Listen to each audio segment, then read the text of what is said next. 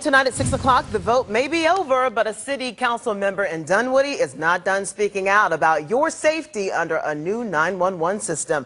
Good evening. I'm Jaquetta Williams. And I'm Stephanie Fisher. The Dunwoody City Council voted last month to switch from the county's 911 system to Chatcomm. But Councilman Danny Ross says it's not safer and it's going to cost more. CBS Atlanta's Leslie Tanner is live with more on his tough questions for his fellow city officials. Leslie. Yeah, Jaquetta, well, I'm standing outside a house in Brookhaven that was gutted by a lightning fire late last month, but it's the confusion from the 911 call after that fire that Councilman Ross says is exactly why he's fought for more than a year against a switch to Chatcomm. Came through. J. Max Davis takes us on a tour of his home, which is now just a shell. The house was heavily damaged at the end of March after a lightning strike. That's when I said, get the baby and let's go. Davis's wife called 911 on her cell phone, and the call was picked up by a tower in Sandy Springs, which sent her to the local 911 center, Chatcomm. But that's not the center that dispatches trucks to Davis's neighborhood. City is that in? Atlanta. So that's where the call was rerouted. Go ahead and exit the home. I'm going to go ahead and get it over to Atlanta, okay? But Atlanta doesn't cover their neighborhood either. It's actually DeKalb County 911. The multiple reroutes cost about 2 minutes in the response to Davis's house, but he says his wife's response shouldn't be to blame.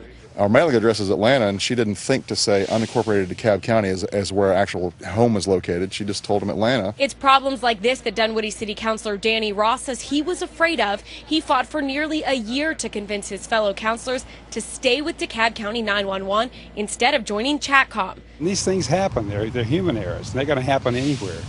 But the fact is that we left, we're paying more. Our service is going to be decreased for fire and EMS.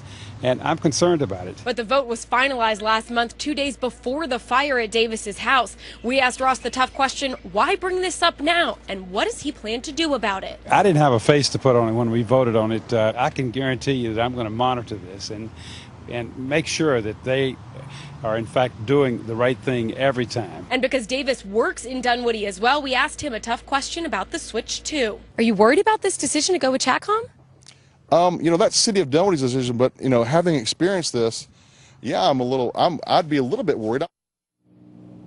Now, Chatcomm officials say that a 2-minute delay is not ideal, but their dispatcher followed protocol, and no one can say if those 2 minutes would have actually made a difference in saving the home. Now, it took another 12 minutes for firefighters actually to get to the house after the initial call, but Chatcomm officials say that's up to DeKalb once they reroute the call. Live in Brookhaven, Leslie Tanner, CBS Atlanta News.